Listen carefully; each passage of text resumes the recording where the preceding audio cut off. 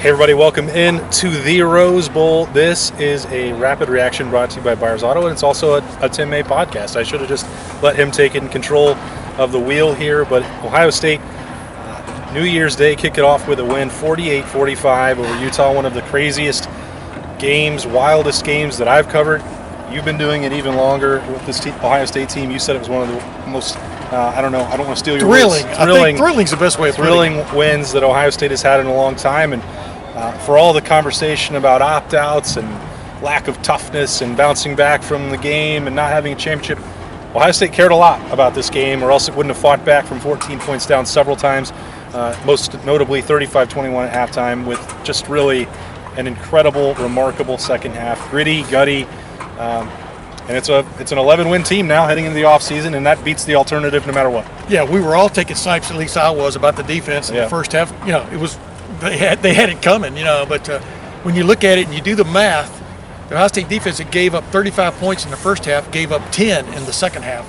That's one of the reasons why Ohio State came back and won this game. The other was the incredible aerial show with C.J. Stroud, Jackson Smith-Njigba, Marvin Harrison Jr., Emeka Egbuka, just right on down the line. Jeremy Ruckert, I mean, the blocking that was going on, some plays by Travion Henderson. It was just crazy, and it comes down to basically Noah Ruggles missed one field goal this year. Yeah. He made two tonight. Do I have the math right on that? That's right. Yeah. Got the ones they needed. And that's what mattered. And, yeah, seriously, is as thrilling a football game as I've covered at Ohio State. There have been some that maybe meant more, like beating Alabama, 2014 college football playoff semifinal, you know, national championship game, two overtime against Miami in 2002. There, Munford brought up the comeback against Penn State that he was a part of, and it was hard for him. As he leaves his last game of his career, it seemed to mean a lot to him. Yeah. You got that in the conversation. But the difference is this team seemed like it didn't really like being here, number one, and number two, had no idea about stopping Utah. So there was a lot. Even in those other games, you felt like the potential was there, but this was, you agree, right? First half, second half, oh my goodness. Well, and I think that the context of what happened defensively is really important, because everyone, you know, we all saw it. We were taking some shots, and wonder if Ohio State could get stops. You know, obviously a fan base that's very frustrated and upset based on what happened in November, and I can understand that. Now, it's not like Jim Knowles came in and had a month to work with this team, and he wasn't even here. Yeah. It was the holdovers from that staff, plus a team that was very, very thin. If you're moving Cade Stover over to help at linebacker, you look at that group, a converted running back and a converted tight end out there starting for Ohio State at linebacker in this game. That tells you something right there. Then you lose Jack Sawyer to a targeting ejection in the first half, so you take him out of the mix. Lathan Ransom, it appears to be a broken leg. See just how long that takes. They instantly put him in an air cast. That's another starting caliber player that's removed from that lineup. Haskell Garrett, Antoine Jackson. It was just this group was so thin, and that's why there were struggles. You can understand it. So the way that they go into the locker room and regroup, and to go from that effort, 28 points plus a kickoff return from touchdown, to just 10 points in the second half, how can you not give them all the credit in the world for what they did? That's, you know, again, there's context to that. Ohio State can't afford to play like that next season, but this coaching staff will not be the same, and that group of players, there will be a lot of changes. But a number of players, but in a number of players like Tommy Eichenberg, who got a lot of experience, Cade Stover, I think, you know, he used some pretty strong language to say how much he might want to stay at linebacker. So, you know, this is you can see how it matters for them moving forward, and that second half will be, I think, really significant. Even if the game itself doesn't count towards a championship, that did mean a lot to Ohio State in terms of a springboard. Well, it meant a lot because people, like I was talking with Brian Hartline and Kevin Wilson, people could talk a lot about next man up. You know, you can say that, but it has to happen. You know, and then people can talk about a team or a program having heart.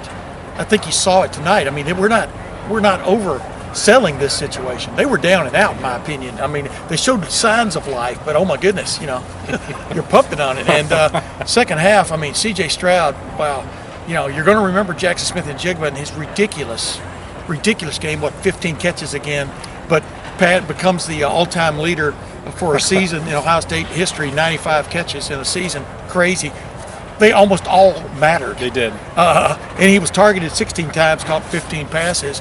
But Marvin Harrison Jr., we knew they were going to start a little bit maybe slow with those fill-in fill in. Those are the guys now. The next But man, did he step up, 3 touchdown catches, crazy.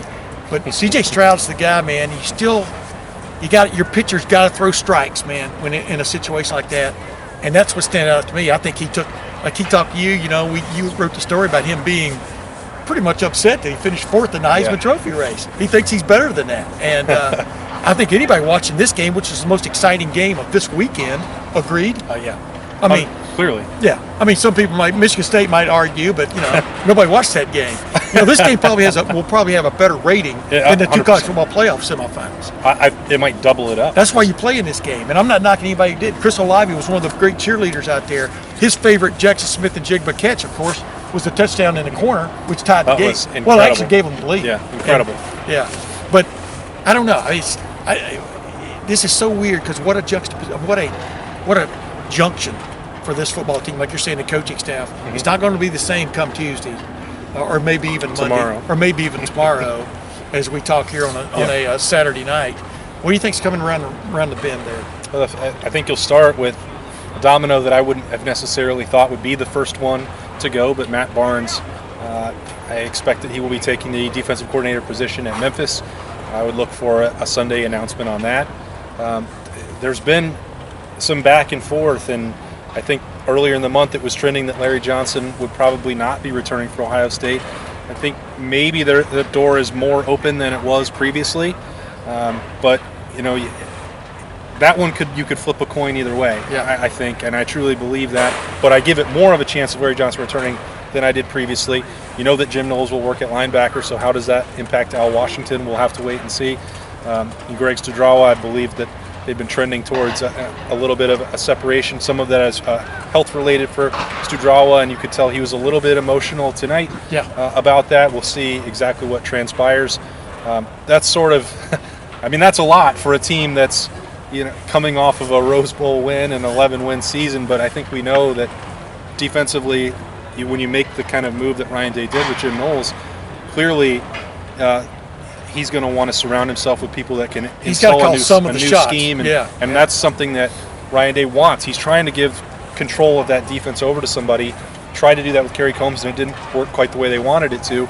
So that process is already underway, and we'll see how much of that happens right away in the next day or two, because they still have recruiting that they will want to do ahead of February.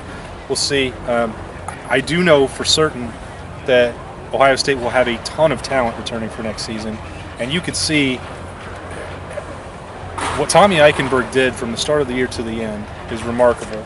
He's got a defensive MVP trophy to go with that. Yeah. And for all of the conversation that we've had about the linebacker position and it being a weak spot for the Buckeyes, man, if Cade Stover stays there, Steel Chambers has a year to get more comfortable and confident and strong. Tommy Eichenberg, Diamante Traynham coming in as well to take over that and play that position. And Cade Stover, suddenly you're talking about a group with a lot of edge to it. Not only a lot of edge, athletes, man. These guys are football players. All those guys, even though they're switching, they're football players, and that's what stands out to me about them. I want to get to this tonight. What's that one play that still sticks in your head that, there were a million of them in the second half? Jackson Smith and Jigba had about 455 catches, What's that one play that you kind of go, wow, maybe without that one it doesn't happen. Man, we could talk all night about this game, and we probably will fill up 2 hours in your podcast next week just breaking down what happened here. The catch that Jackson Smith and Jigba made, you brought it up that it was Olave's favorite. Pretty remarkable body control to come down with it. The one that I think of most before that as making this happen is Ryan Day having the confidence to go for a 4th down in the first half, and C.J. Stroud taking a deep shot to Marvin Harrison, true freshman, hadn't caught it, touchdown all year going in it. That was a sensational catch and an incredible throw. Yeah. And that's the knife's edge right there when you're talking about a game that could have got away from you. Yeah. There was another 4th down conversion, obviously, late in the game, too, that was big. Yeah. To me, it was like, and I don't remember what the down and distance was, but it was the last catch by Jackson Smith and Jigba on a crossing, like a shallow route across, and he catches the ball, and, of course, the frustrated Utah guy shoves him out of bounds, and he jumps up like just won the Heisman Trophy, meaning he understood the significance. That puts you in great field goal position. There's no longer a sweat, etc. And what I'm getting to here is there were all kinds of plays, but finally you got to get to that play that puts you in position. He and Travion Henderson followed with that run, afterwards. But Jackson Smith-Njigba, what a game for the ages. And I have one more that also is sort of emblematic for the development from game 1 to the end, and it's for C.J. Stroud. And I want to say it was on the same drive that you're talking about. It was sort of a busted play. They get mixed up, right? Yeah, it was sort of a busted play, and that's why it's hard to process, because the pass rush got through. Stroud escapes to his right. He gets away a throw. He throws it away to save the down, but he got hit hard in the back, and he laid on the turf face down for 2-3 seconds. And then when he was ready to get up, he popped up. Yeah. And you could tell, I'm not doing this again. No TV I'm time out not here. going to rub my shoulder. I'm not going to do any of this. And it was with purpose. He was hurt. It was a hard hit. But he also ran. He sparked that first scoring drive, or first drive that really got it going with a run. Oh, yeah. The toughness that he has shown, the physical ability, we know what he can do with his arm. I think when you add in that other stuff, just the mentality that he's playing with, it's come so far in 4 months, and that's huge for next year. You can wrap this up after I make this point, though. A game that a lot of people thought didn't matter to these Buckeyes, didn't matter to the fans and stuff, turns into one of the great theater moments in Ohio State football history. I mean, I'll be seriously, I'm getting goosebumps just thinking about it, because we saw some great play on both sides of the ball tonight. That Cam Rising, their quarterback, was sensational until he gets hurt and clearly at least suffered a concussion and stuff. And that backup quarterback comes in and leads a drive to a touchdown to retie the score. And you're just going, what's going on here? But it kind of reminded me of that 96 season, 97 Rose Bowl, when Ohio State went the distance and scored the winning touchdown. And Joe Germain to David Boston. It doesn't get much cooler than this, right? What a wild week in Southern California. A Rose Bowl that certainly lived up to the billing of granddaddy of them all and all the prestige that goes with it. Hey, they got a game that was worth tuning into. Don't want to be a hypocrite about it. It didn't win them a championship. No.